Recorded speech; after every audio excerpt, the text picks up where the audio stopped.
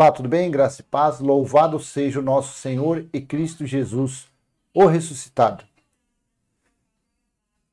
Eu vou fazer uma leitura de Gálatas capítulo 5, entre os versículos 1 e o 4, utilizando o texto da Bíblia Viva. É de fácil compreensão, de fácil entendimento. E a minha pergunta é: por que os que dizem amar Jesus, os que dizem fazer a obra de Deus, os que dizem ser enviados, ungidos por Deus, não leem, não procuram versões mais fáceis para poder explicar os escritos da Bíblia? Eu não vou nem falar sã doutrina, porque dá a impressão que parece que eles não conhecem, não sabem diferenciar lei da graça. Então não vou nem falar da sã doutrina, vou falar das escrituras. Veja, na versão do texto da Bíblia Viva, o que diz em Gálatas, capítulo 5, entre os versículos 1 ao 4. Veja bem, versículo 1. Foi assim que Cristo nos libertou. Agora, cuidem de permanecer livres e não fiquem novamente presos pelas cadeias da escravidão às leis e cerimônias judaicas. Foi assim que Cristo nos libertou. Cuidem de permanecer livres e não fiquem novamente presos pelas cadeias da escravidão às leis e cerimônias judaicas. Aí eu te pergunto, mas não é exatamente isso que eles fazem nas suas chamadas igrejas? Eles não pregam preceitos, ordenanças, mandamentos da lei de Moisés? Eles não praticam os rituais, como o batismo, que é a lei da purificação, apresentar criança, jejum, comer o pão e beber o suco, que é uma representação da Páscoa judaica. Eles dizem Santa Ceia, mas ceia, na verdade, é jantar. Eles fizeram isso às 18 horas. Então eles ceiaram, eles jantaram. Então na Bíblia, no texto bíblico, não existe a palavra Santa Ceia. Então aqui Paulo, pelo Espírito da Graça, disse o quê? Para não cuidar mais das cerimônias e das leis judaicas, porque isto nunca surtiu efeito, isto nunca deu resultado a ninguém, nem aos próprios judeus, aos israelitas, que foram os agraciados, os merecedores, os que receberam a lei judaica. Nem para eles funcionou a lei. O que a religião faz?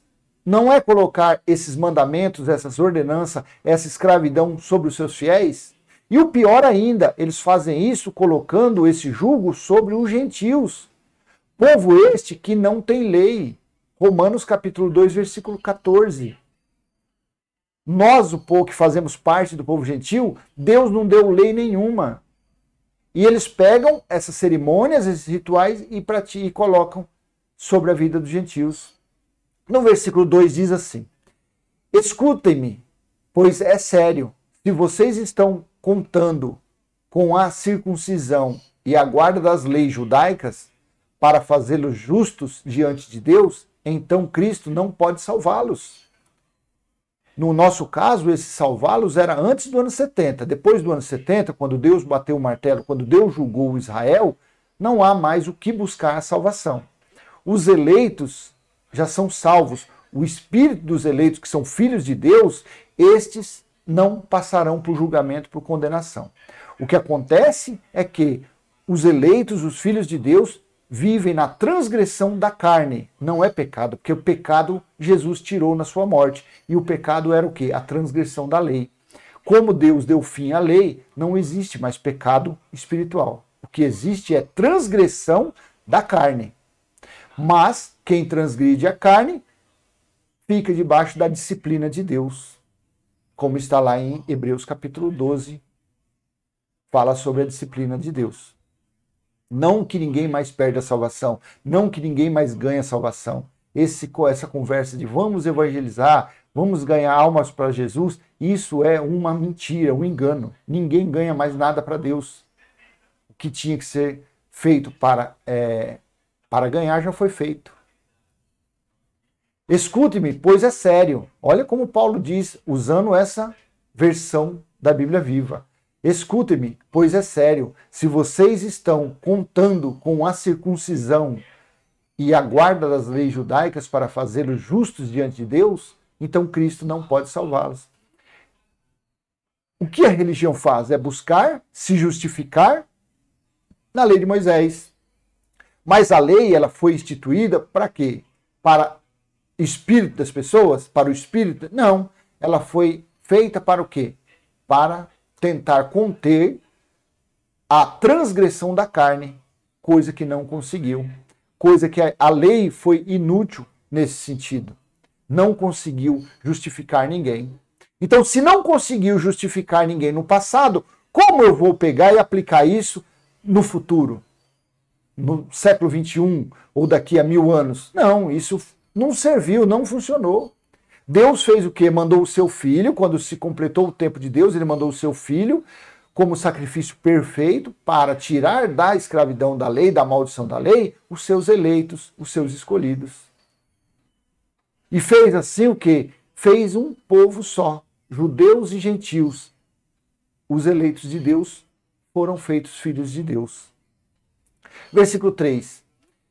Eu vou repetir.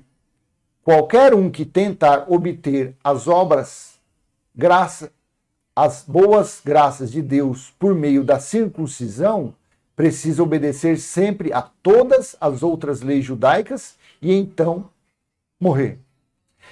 Então, quem pratica o dízimo, que era da lei, o batismo, que é a lei da purificação, o apresentar a criança, que era consagrar a criança ao 8º dia a Deus, coisa que Deus conhece, conhece o espírito dos eleitos antes da fundação do mundo. Então, quem procura fazer essas coisas tem que praticar todos os 613 itens da lei. Não adianta a pessoa aplicar o dízimo como dinheiro, coisa que nunca foi, era alimento, aplicar o dízimo como dinheiro e deixar os outros 612 sem cumprir. Não, Paulo está falando, se a pessoa quer viver por lei, tudo bem, só que são 613. Se você tem um filho rebelde, um filho desobediente, pela lei de Moisés, você tem que levar esse indivíduo no meio da rua, chamar os seus vizinhos e o apedrejar até a morte. Apedrejá-lo até a morte. Alguém faz isso? Vê se alguém se circuncida nos dias de hoje. Eles praticam obras da lei, algumas que te interessam. Oferta. Oferta era para o quê? Conforme a lei de Moisés, para a manutenção, para as festividades, as cerimônias que haviam no templo. Quando Deus derrubou o templo no ano 70, não tem mais que dar oferta. Não tem mais que levar dízimo como alimento. Porque o templo de Deus hoje é espiritual. Hoje não, depois do ano 70 é espiritual. A nova Jerusalém já foi estabelecida e está dentro dos homens. Versículo 4. Cristo é inútil para você. Olha que coisa séria. Cristo é inútil para vocês que estão contando poder para saldar a sua dívida para com Deus pela guarda daquelas leis. Vocês se privaram da graça de Deus. Cristo é inútil para vocês que Cristo é inútil para vocês se estão contando poder saldar a sua dívida para com Deus pela guarda das leis. Ou seja, a pessoa acha que ela é uma pecadora, porque é isso que é ensinado pela religião. Aqueles que não comem o pão e o suco é um pecador. Aquele que não vem no templo todo dia, de quarta e domingo, é pecador. Aquele que não vem buscar a corrente, fazer uma corrente de libertação, é pecador. Aí o que a pessoa tenta fazer para saldar a dívida com Deus? Vamos praticar obras de Moisés, vamos praticar a lei de Moisés. Sacrifício, oblações, abluções, cerimônias de purificação. Então eles procuram, é inútil eles estar contando com obras da lei para saldar a dívida com Deus. Isso é inútil. Paulo, naqueles dias, ele já falou, era inútil. Imagine hoje, depois de 2000 anos. Paulo disse que era inútil tentar saldar a dívida com Deus praticando obras da lei judaica. Antes do ano 70. Depois Quando veio o ano 70, que Deus julgou, que o Filho do Homem veio como juiz e julgou Israel, aí pronto, aí que acabou mesmo. Se na época de Paulo já não podia fazer, imagine depois do ano 70. Vocês se privam da graça de Deus. Todos os que buscam a justificativa no velho pacto, todos que buscam se justificar para Deus no velho pacto, caíram da graça de Deus, estão caídos. Eles acham que pegando envelopes, colocando 10% do seu salário, vendendo seu carro, vendendo seu apartamento, dando tudo isso, está tendo alguma justificativa perante Deus. Não está. Na verdade, está decaído, está fora da graça de Deus. E assim vive o quê? Vive na carnalidade. Vive buscando o quê? Ganância pelo quê? Por dinheiro, por prosperidade. Porque é isso que é ensinado na maioria desses lugares. É a lei da prosperidade, é a teologia da prosperidade. E não existe isso. Quando você está vivendo na graça de Deus, quando você vive debaixo do Cristo ressuscitado, sob o Cristo ressuscitado, tudo na sua vida vai se encaixando. A conta fecha. É algo repetitivo, mas é verdade. A conta fecha quando você está vivendo a sã doutrina. A doutrina do evangelho saudável. Sem fermento da lei de Moisés. Sem dízimo, sem pagar o preço, sem jejum, sem submonte, sem oferta, sem nada disso. Se o lugar que você frequenta, eles pregam a sã doutrina, a graça de Deus, não dê dízimo, não dê oferta, contribua, porque Paulo ensinou, contribua conforme estiver proposto no seu coração, não com tristeza e nem com necessidade.